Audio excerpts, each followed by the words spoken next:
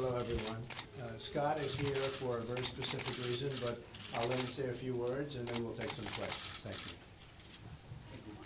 Well, first of all, thank you. It's good to see everybody, some familiar faces. Thanks for all the phone calls this afternoon. I appreciate it.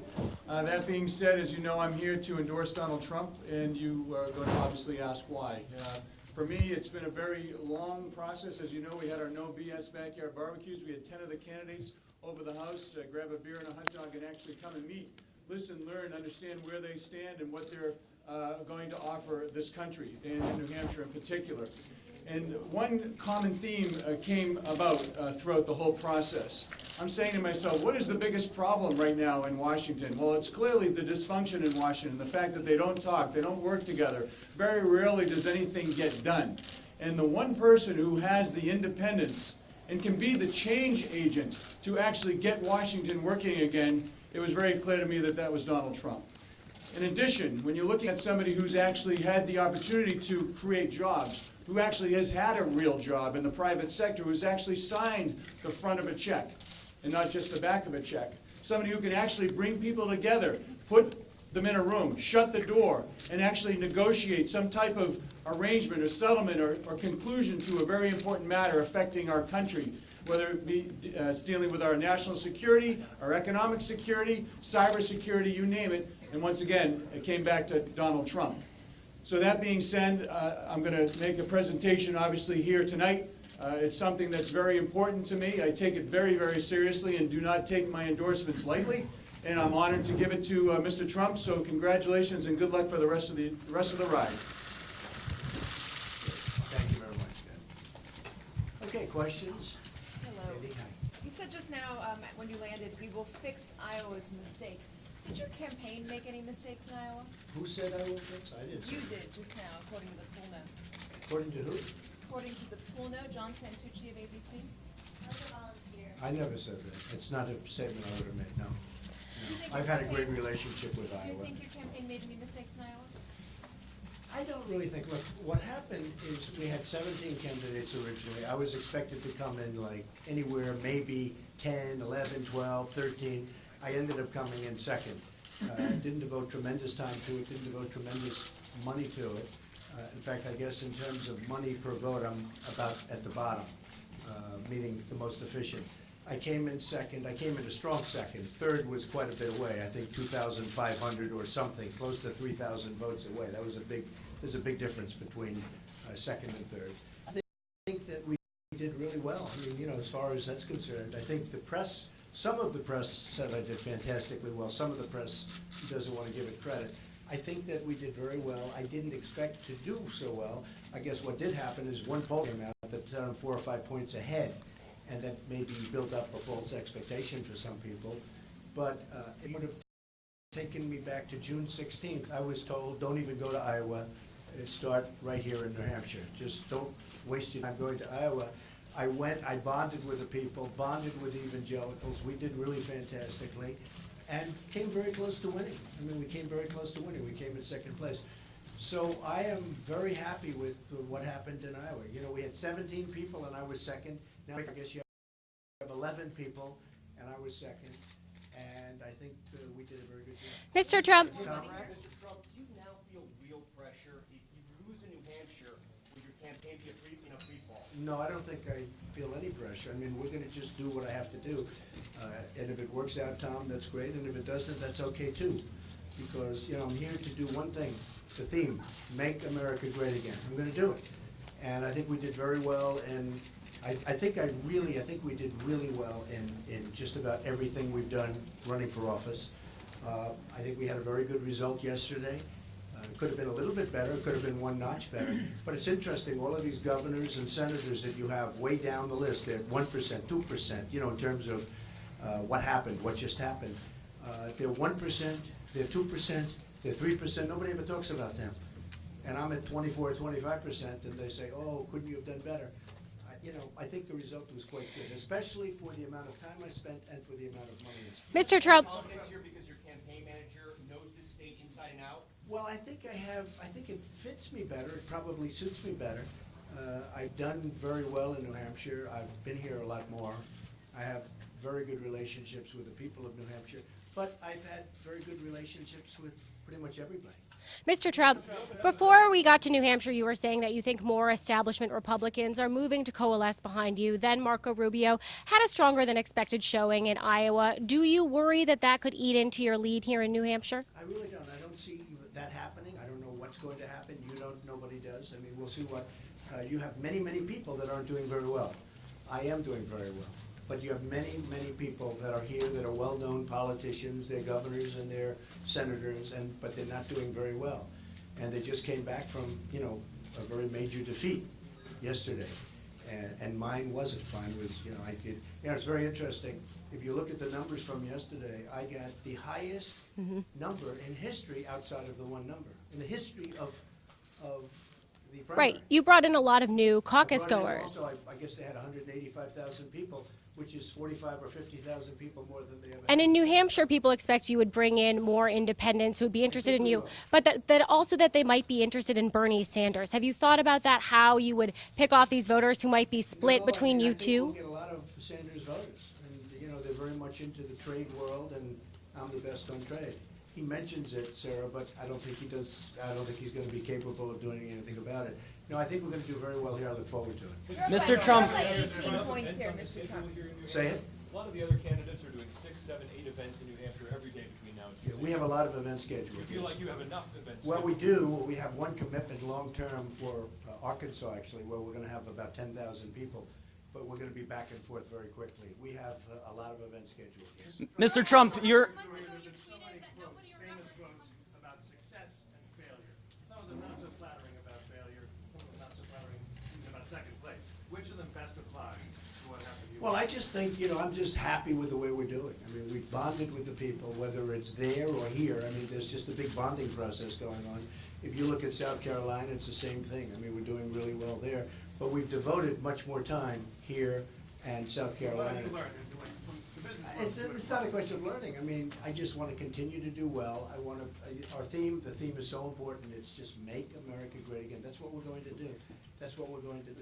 Miss- Not really a question of learning. Mr. Trump, your entire career, you've branded yourself as a winner. You've constantly done that throughout your career and during your campaign. How do you think you can go forward and maintain that brand with your supporters who see you as a winner after suffering a defeat in Well, if Iowa? you look at the second place, people didn't talk about my second place. They didn't talk about it as positively as they should have.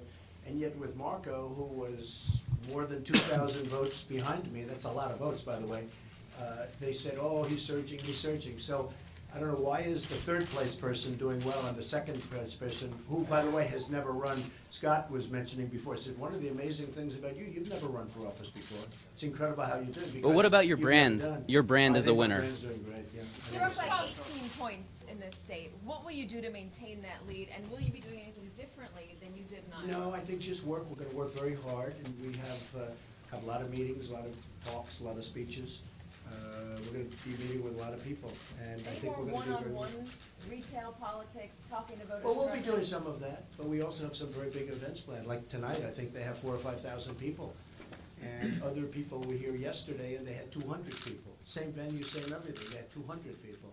So we have, there's a good bonding going on. Mr. Trump, What was your first election night like? You've never done this before. Well, I And enjoyed it. secondly, Ted Cruz has $19 million in the bank. You talked about self-funding. Are you prepared to spend and dedicate that much? I have unlimited. It's funny, when I look at the various people, they say so-and-so has 20 million, so I have unlimited. That's not the thing. The only, I'm a business person, I want to spend wisely. And I'm probably $40 million under budget because of the fact that, frankly, I haven't had to spend very much, although I guess we just did a recent filing, and I would be probably having spent now maybe $14, $15 million. But I'm self-funding, and I must tell you, I don't know that enough people appreciate it. I'm self-funding anyway, whether they appreciate it or not.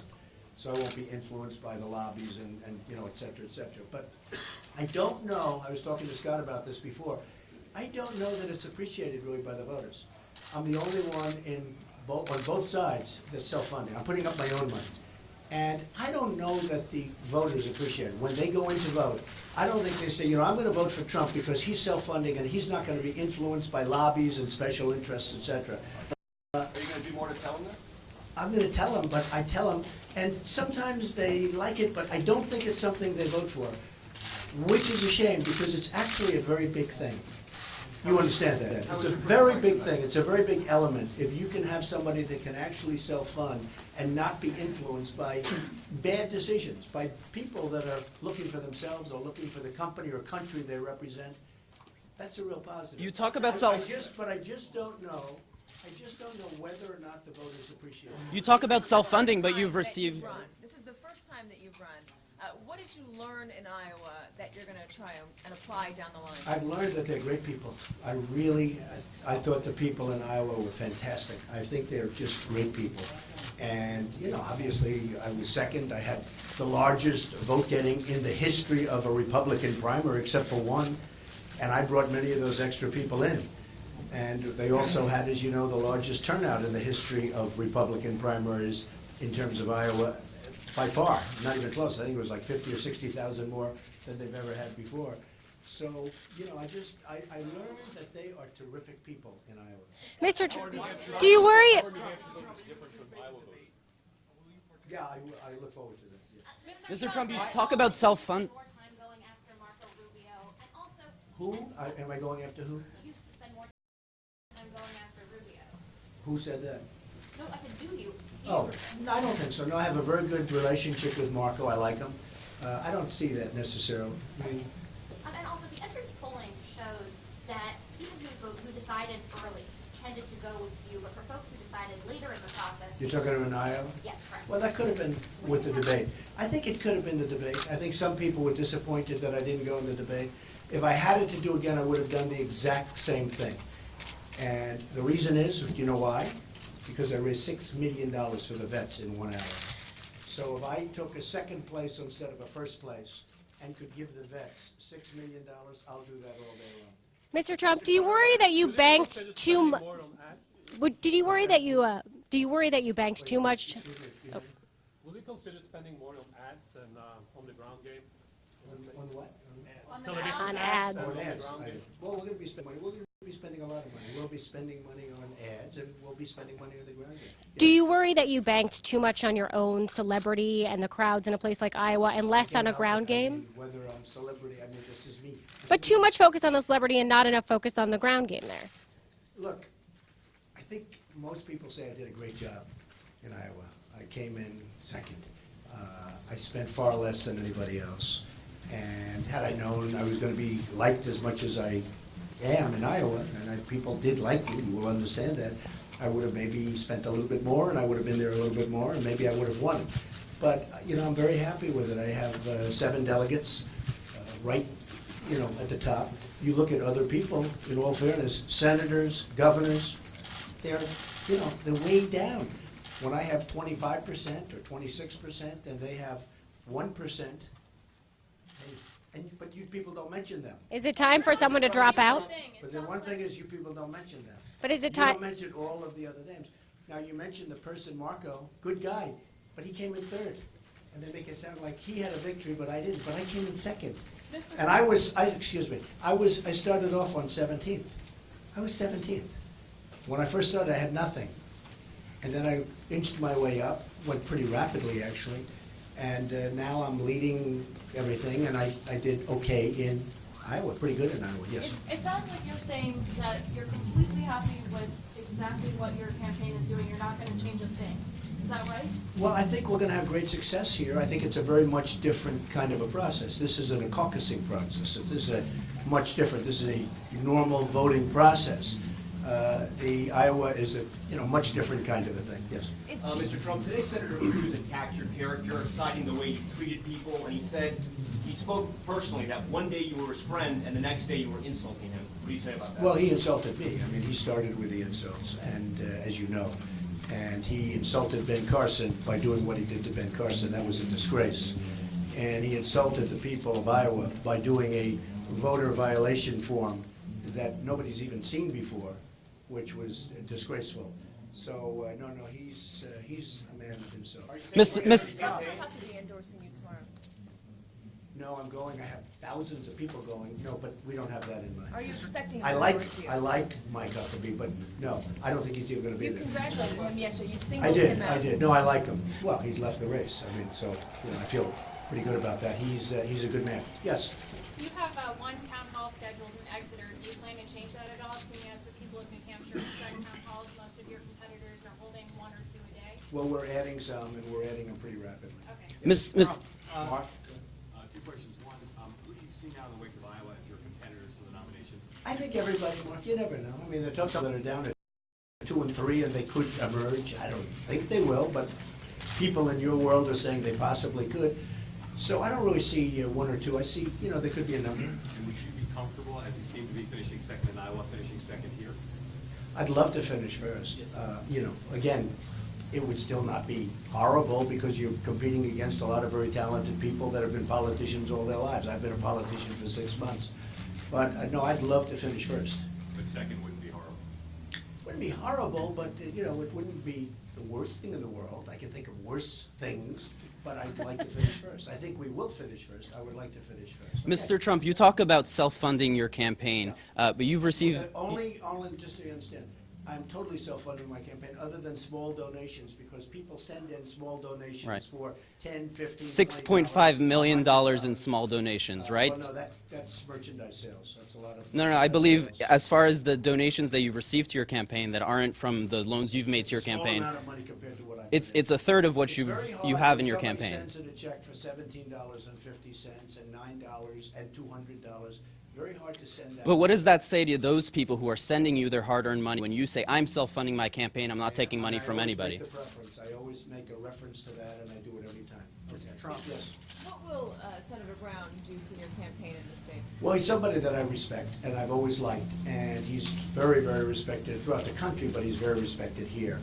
And everybody wanted his endorsement, and I'm very honored that he's giving it to me, and he's going to give it to me on the stage.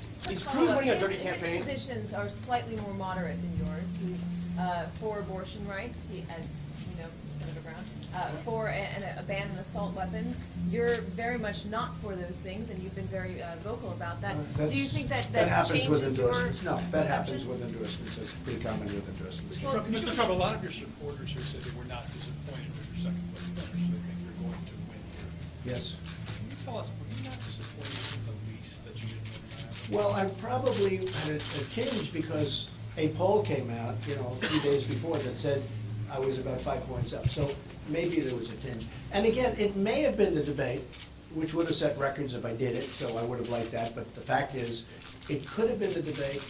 Maybe it is, maybe it isn't. But I would have done it exactly the same way because I raised, Scott, we raised, in 1 hour, I raised $6 million for the vets.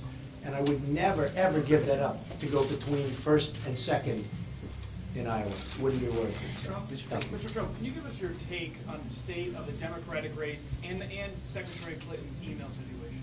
I think her email situation is very serious. I have a feeling she's being protected by the Democrats because it just looks to me to be more serious than anybody that I've seen, including General Petraeus. If you watch and study and read about various lawyers that really, you know, that's what they do, they really feel that she's in grave danger, and what she's done is against the law, not just against rules, it's against the law. I just don't know what's going to happen because I don't know whether or not the Democrats, Bob, are going to protect her. Mr. Trump, is Senator Cruz Is that okay? Any thoughts on the Democratic race? It was a tight race in Iowa. I never saw a race where they're flipping coins. I mean, they're flipping coins. What kind of a race is that? It's ridiculous. I thought it was terrible. I mean, you call it a tie, but to flip coins and say, okay, you're going to get this district, we're going to flip a coin. Senator Cruz running a dirty campaign? Is Senator Cruz running a dirty campaign? I don't know. I can't tell you yet. I think he certainly was dirty. What he did to Ben Carson was terrible. He did the voter violation form. I thought that was terrible. Actually, I thought it was terrible. And you know, when they said that Ben Carson is out of the race and come vote for him, I thought that was terrible. Okay? Thank you, everybody. Thank you. Thank you. It's a long ways away. We'll see. What's the closing argument to those people out there? What are you going to tell them? You'll watch.